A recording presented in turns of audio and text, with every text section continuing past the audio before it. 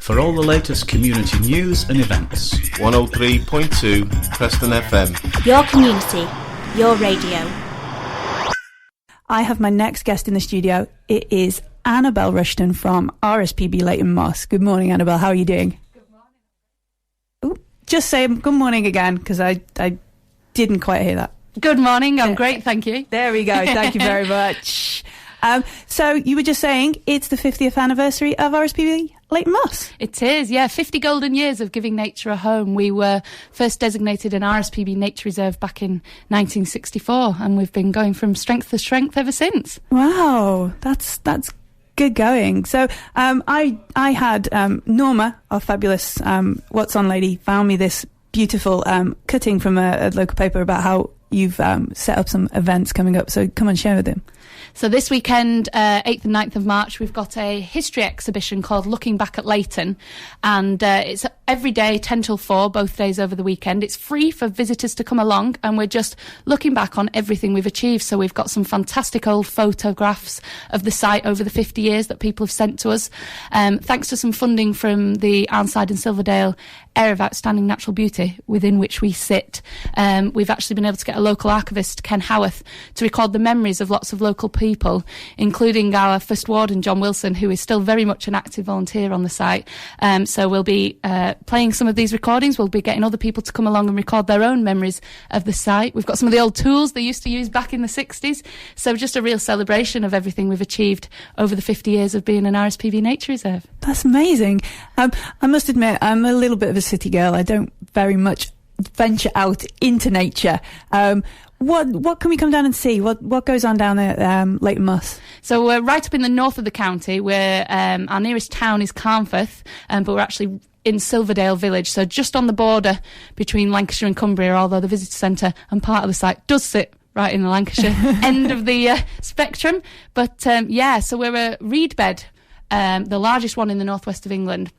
And for anyone listening that doesn't really know what reed bed is, it's a wetland, so there's lots of water and reeds, which are like really, really big grass. But it's a very important habitat. It used to be very common throughout the UK, but unfortunately a lot of it has now been drained for agriculture and for development.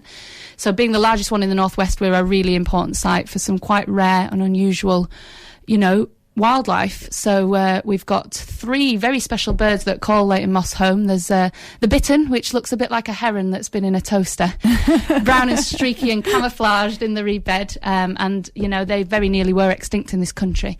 There was only 11 booming male bitterns left in 1997. There's 104 now, thanks to the work of the RSPB, and we're creating homes for them around the country.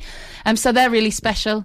We get a big bird of prey called the marsh harrier, which come over all the way from Africa to have their babies in the spring every year at Leighton Moss, and a little bird called a bearded reedling, which again relies on reed bed.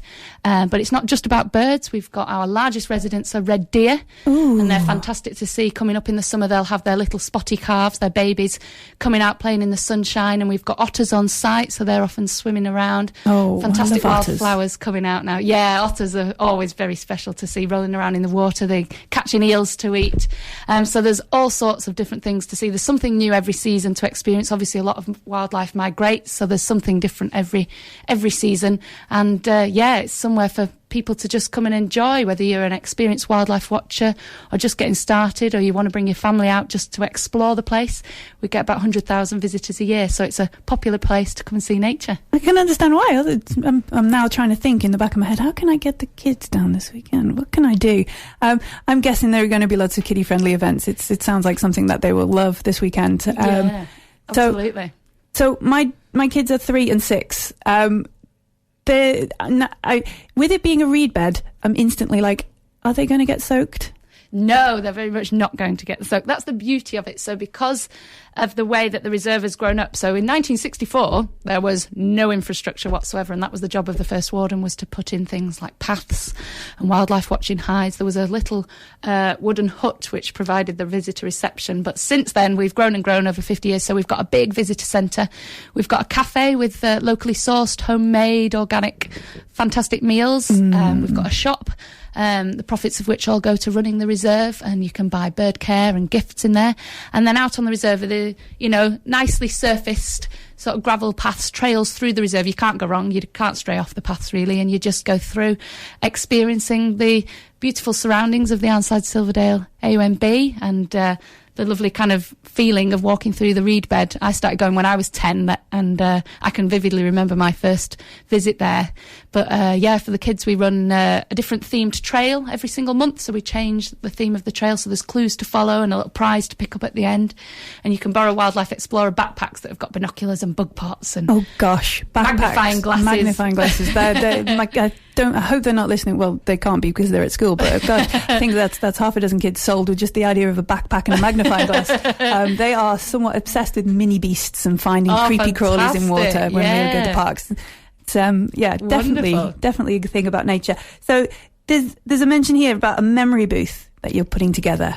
Yeah, so as part of the history exhibition this weekend, as I say, the local archivist Ken has already been collecting some memories, but in the memory booth this weekend we want any of the visitors that come along to just talk to us about their memories of Leighton Moss, whether it's their first visit on the day or whether they've been visiting for all of the 50 years we've been open. We just want to gather as much information as we can. People have got really interesting stories to tell, so we want to hear them. Brilliant. Thank you. I'm sure some of the Chat City family will have some fabulous memories of Leighton Moss. I'm sure they will, or they can come down and make some new memories. Do you have this information available on a website? Is this something where can we find more info if we're going to plan our trip down this weekend? Yeah, absolutely. So we're on the RSPB's website, rspb.org.uk/Leighton Moss, or you can give us a ring, 01524 701 601, or we are on Facebook, RSPB North West England, or on Twitter at Leighton_Moss. So I like lots Twitter. Of ways to keep in touch. I like Twitter. Just once more, read that. Or you've obviously memorised it, but say that phone number again, just once more. 01524 701 601. So if you want to get in touch with Annabell and find out a little bit more, if you've got any questions, I'm sure you could just rock up on the day and have a wonderful morning. 10 till 4? 10 till 4, both days. Stop and have some lunch. It'd be great. If you do, though, you can give her a call or you can find her on Twitter and find all about this memory booth weekend. It sounds amazing. It sounds great. I think we might pack the welly boots and come down and visit. Thank you very much, Anna. Thank you, Annabell, even. Sorry, Annabell. Very welcome. It's been wonderful to meet you. Thanks for listening. We hope you've enjoyed the interviews as much as we have. Why not give us a tweet at Chat City PFM.